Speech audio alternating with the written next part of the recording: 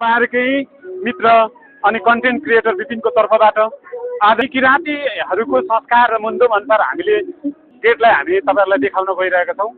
हामी किराँती संस्कार अनुसार हामीले अहिले सुचारू गर्न थालेको हाम्रो शुभ विवाहहरूमा हाम्रो किराँती संस्कार रीतिरिवाज र मुन्दुम अनुसार हामीले अहिले हरेक क्षेत्रहरूमा हरेक ठाउँमा हामीले पहिचान देखाउन खोजिरहेका छौँ र म तपाईँहरूलाई देखाउँछु।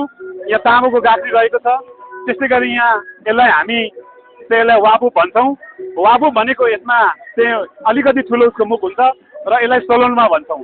यो सोलोमा भनेको चाहिँ हामीले मुन्दुममा किराँती मुन्दुमहरूको पितृ पूजा गर्दाखेरि हामीले प्रयोग गर्ने हो र यो हामीले कन्ने अर्थको लागि छोरीको विवाह गर्ने छोराको शुभ विवाहको लागि हामीले प्रयोग गर्ने गर्दछौँ।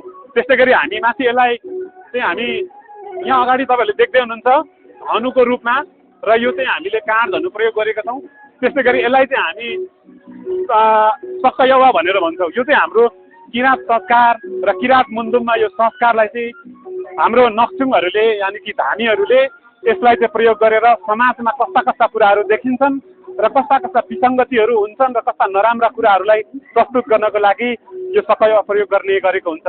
र आदरणीय दर्शक महानुभावहरू यस्तै छोटो र राम्रो भिडियो तपाईँहरूलाई फेरि हामी प्रस्तुत गर्नेछौँ। त्यतिसम्मको लागि हामी बिदा हुन चाहन्छौँ। यो विवाहको कार्यक्रमबाट बिदा हुन चाहन्छु।